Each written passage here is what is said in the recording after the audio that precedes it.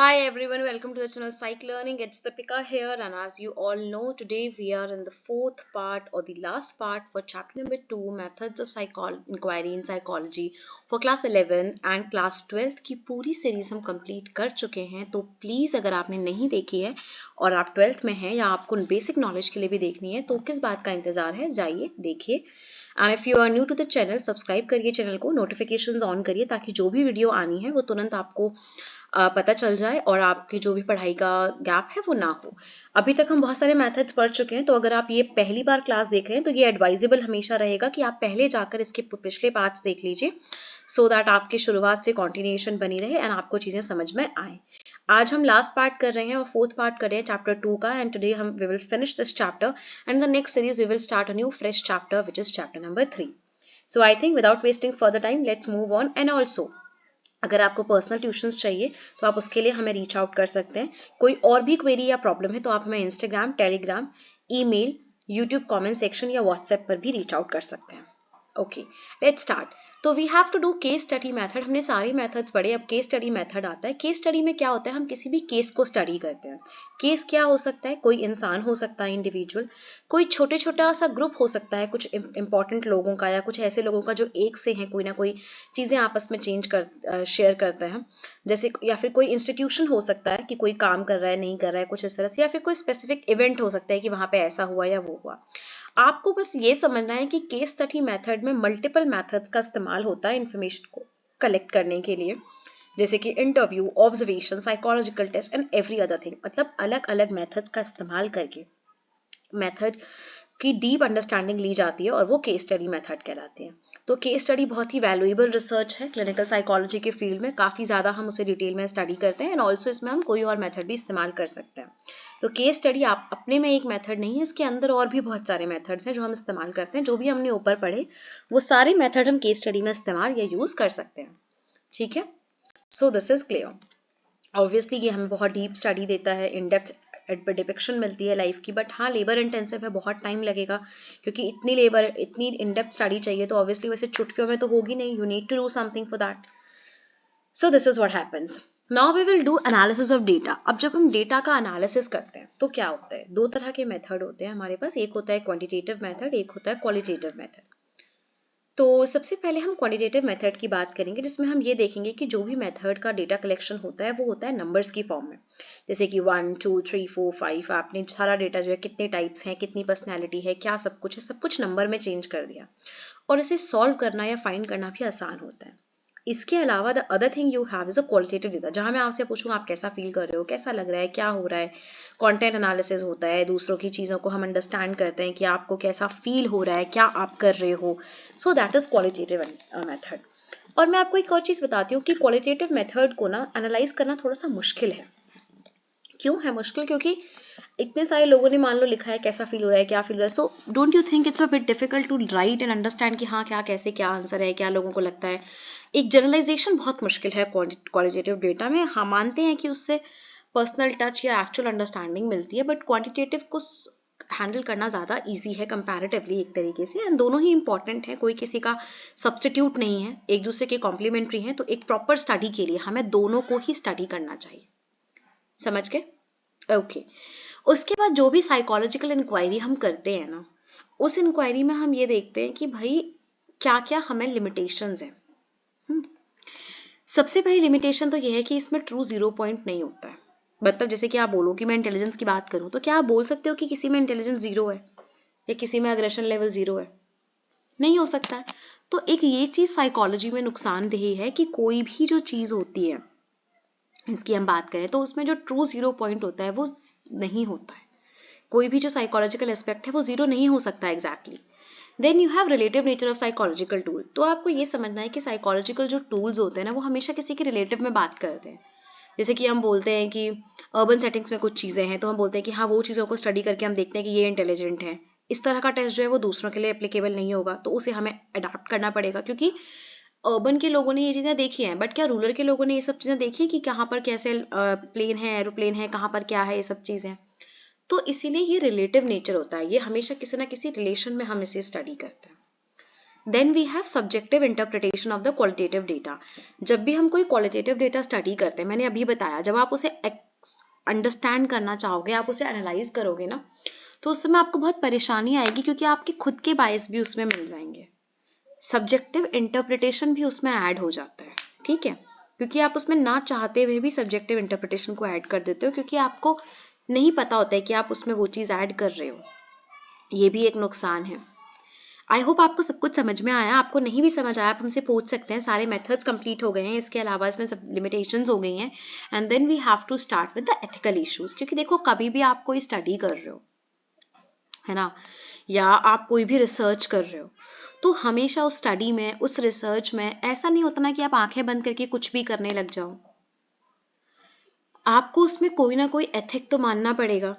तो ethical issues में जो है क्या क्या प्रिंसिपल्स होते हैं, रिस्पेक्ट फॉर पर्सन प्राइवेसी, है ना, चॉइस टू पार्टिसिपेट कि वो लेना चाहता है कि नहीं, बेनिफिसेंस, उसे फायदा हो, protect the participant from any harm, कोई भी नुकसान ना हो उसको, जस्टिस मिले उसको, उसके साथ पार्टिसिपेंट्स के साथ जो भी रिसर्च का फायदा या बेनिफिट हुआ है वो उसके साथ भी शेयर किया जाए।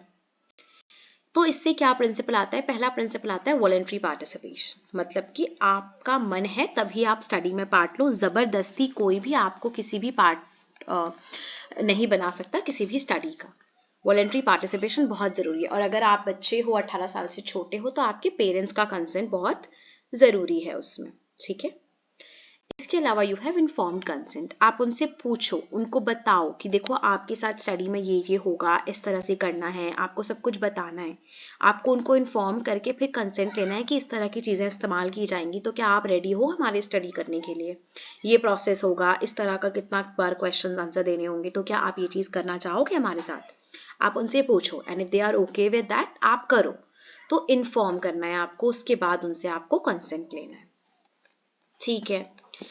फिर अगला टॉपिक आता है आपका, या अगला एथिक आता है आपका, बेसिकली डीब्रीफिंग। डीब्रीफिंग क्या होता है कि जब स्टडी हो गई है, आपने पूरी स्टडी कर लिया, आपने समझ लिया, रिसर्च कर लिया, तो this is particularly important if deception has been used. जैसे कि अभी हमने ऊपर वाली स्टडी पढ़ी, हमने उसमें क्या पढ़ा था कि लोगों को ये बोला गया कि आपसे इंटरव्यू लिया जाएगा और आप यहाँ पर बैठकर वेट करो, ठीक है, आप इंटरव्यू लिया जाएगा, ये बैठकर आप क्वेश्चनर फिल करो, आप यहाँ वेट करो। लेकिन एक्चुअली में वो देख क्या रहे थे, वो ये देख रहे थे कि लोग रिपोर्ट करते हैं कि नहीं करते, जब वो ग्रुप में होते हैं या जब वो इंडिविजुअल होते हैं।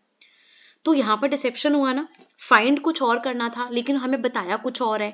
सो whatever we want to find and we have tell something another thing, because definitely अगर हम उन्हें बता देते कि हम ये चूज देखना चाहते हैं कि कौन कौन रिपोर्ट करेगा, कौन रिपोर्ट नहीं करेगा, तो क्या वो करते या नहीं करते, फिर तो वो वही करते ना जो रिसर्चर चाहता है, उनके हिसाब से करते रिपोर्ट या नहीं करते। तो ऐसी सिचुएशन में हमें डिसेप्शन करना पड़ता है, there is no problem in that, आप डिसीव करो। लेकिन जब आपका स्टडी हो गया है, तो डी ब्रीफिंग आपसे ये कहता है कि आप जाके उनको बताओ कि ऐसा ऐसा था, ऐसा ऐसा ये चीजें हुई है, ठीक है। इसके अलावा कोई ऐसा मेथड यूज हुआ है, कुछ भी ऐसा हुआ जिससे कि उनको कोई ना कोई प्रॉब्लम्स हुई हैं। बहुत सारे ऐसे मेथड्स हैं, एक्सपेरिमेंट्स हैं साइकोलॉजी में, जिनमें जो है कोई ना कोई प्रॉब्लमैटिक भी बाद में हुआ है, जैसे मिलग्राम की स्टडी है, इफ यू नो दैट, ठीक है। इसके अलावा वी हैव स्टैनफोर्ड यूनिवर्सिटी में जो हमारा वो हुआ था, प्रिजन एक्सपेरिमेंट हुआ था। तो इस तरह की जो चीज़ें हैं वो हुई हैं, जिससे कहीं ना कोई प्रॉब्लमैटिक चीज़ आई है, ठीक है। तो आपको क्या करना है, बेसिकली आपको उनको बताना है, उनको इन्फॉर्म करना है बाद में कम से कम, और ये भी मेक श्योर करना है कि जैसे स्टडी में वो आपके आए थे, जिस मेंटल स्टेट में वो आए थे, वो उसी मेंटल स्टेट में आपकी स्टडी को छोड़कर जाए। Okay, they should leave the study exactly in the same mental state as they entered, because आपने उन्हें कोई हार्म नहीं किया है, इस चीज को आपको मेक श्योर करना है। And the last is the fourth is actually sharing the results of the study. अब आपने स्टडी करी, कोई ना कोई फायदे के लिए करी, कुछ ना कुछ आप उसमें करना चाहते हो, तो जो भी आपका कंक्लूजन या जो भी आपका रिजल्ट आया है ना, आपको उनको जाके बताना है कि ये चीज़ फाइंड हुई है, क्योंकि उनका हक है, वो उसके पार्ट थे, आप उन्हें नहीं बताओगे तो कैसे चलेगा। So when you go for the data collection, participant develop a expectation from you, उनको लगता है चलो ये कुछ कर रहे हैं, हमारी कम्युनिटी के लिए स्टडी कर रहे हैं, ठीक है, या कुछ इंप्रूवमेंट के लिए काम कर रहे हैं, क्या फायदा होगा, क्या इसका रिजल्ट आएगा। So one of the expectation is that you will tell them the behaviour that you have investigated in the study, आपने क्या फाइंड किया। सो एज अ रिसर्चर ये आपकी मॉरल ड्यूटी है, और ये एथिक भी है कि आपको जाके बताना है, अब इसके दो फायदे हैं। पहली बात तो ये होता है कि एक्सपेक्टेशन पूरी हो जाती है पार्टिसिपेंट्स की जो उन्हें हमसे चाहिए होती है।